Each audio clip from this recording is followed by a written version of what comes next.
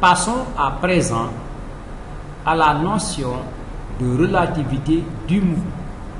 Par exemple, observons un car de transport de personnes. Un car qui vous est familier. Désignons par A le voyageur assis à côté du chauffeur. A est-il en mouvement? Différentes réponses sont possibles. Pour le voyageur B,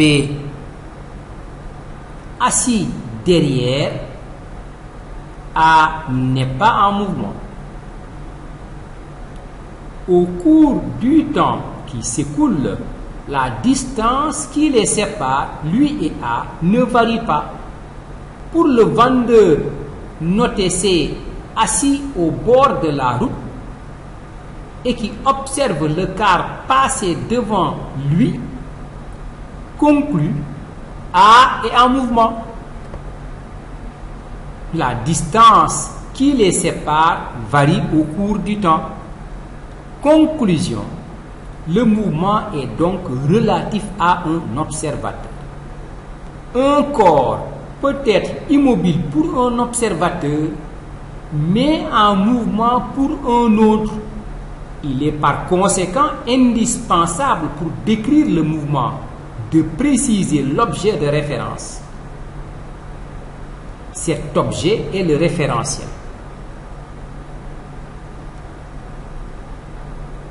Cette description du mouvement nécessite de connaître la position dans l'espace à tout instant du corps étudié. Ces corps que nous appelons mobiles seront considérés comme des points matériels chaque fois que leurs dimensions sont très faibles par rapport aux distances parcourues.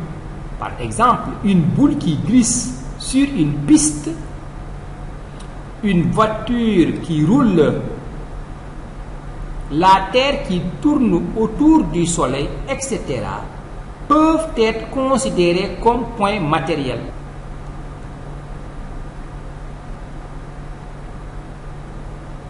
Un référentiel ou solide de référence est le solide par rapport auquel on décrit le mouvement d'un mobile. La Terre joue le rôle de solide de référence pour les études mécaniques dans beaucoup de cas. On associe au référentiel un repère d'espace et un repère de temps. Venons-en ensuite à la trajectoire du mobile. Considérons par exemple les traces suivantes d'un mobile. Ça peut être le cas d'une bille qu'on lance ou d'un corps qui se déplace. Ces positions ou traces successives du mobile au cours du temps définissent sa trajectoire que l'on voit en bleu.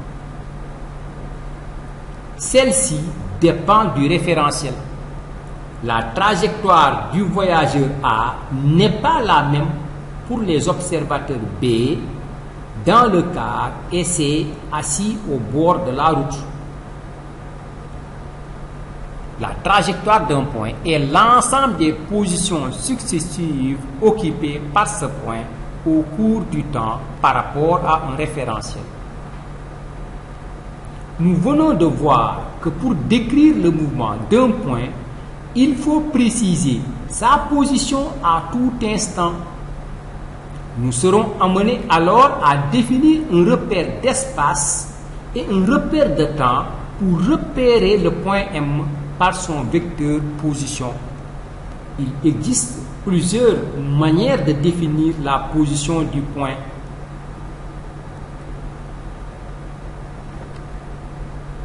La position du point M par rapport à un référentiel est définie dans un repère d'espace lié à ce référentiel. À chaque instant, on peut repérer ce point M par son vecteur position noté vecteur OM. avec notre trajectoire précédente, on va placer le point M à la date T sur la trajectoire. Au repère utilisé, on peut attacher un repère au référentiel utilisé. On peut attacher un repère OIJ, que vous voyez sur la figure, qui est l'association d'un point O immobile dans le référentiel nommé origine, d'une base formée de 2 vecteurs unitaires ou 3 parfois, I, J ici, immobile dans le référentiel. Le vecteur joignant O et M est appelé vecteur position. Dans le système international d'unité, la valeur de la position est en mètres. Expression du vecteur position en repère cartésien. Toujours le même point M sur la trajectoire. On définit notre repère. On place le vecteur position OM dans le repère orthonormé OM égale XI plus YJ. XY sont les coordonnées cartésiennes de M, X l'abscisse et Y l'ordonnée. Dans l'espace à 3 dimensions, le vecteur OM s'écrit XI plus YJ plus ZK, et sur cette figure, on voit en rouge le vecteur position, X l'abscisse, Y l'ordonnée et Z l'altitude ou la cote du point. Abscisse curviligne, une autre façon de repérer la position d'un point M situé sur une courbe, c'est d'utiliser l'abscisse curviligne. Pour cela, on choisit arbitrairement sur la trajectoire un point origine O, un sens positif noté plus. L'abscisse curviligne S est la mesure algébrique de l'arc OM, dont la valeur absolue est la longueur de l'arc parcouru. On note S égale arc OM. Équation horaire, équation cartésienne. Lorsque le mobile se déplace, ses coordonnées varient. On les appelle alors équation horaire. On le voit sur cette même figure. On place le point M à la date T1 et on cherche ses coordonnées XT de 1 et YT de 1. Ensuite, M T2, c'est la deuxième position du mobile à la date T2, dont les coordonnées sont XT2 et YT2.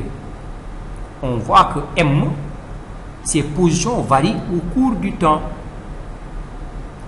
X de t et Y de t sont appelées les équations horaires du mouvement. La relation liant les coordonnées indépendamment du temps est l'équation cartésienne de la trajectoire. À partir de la prochaine vidéo, vous allez voir comment on peut déterminer cette équation cartésienne.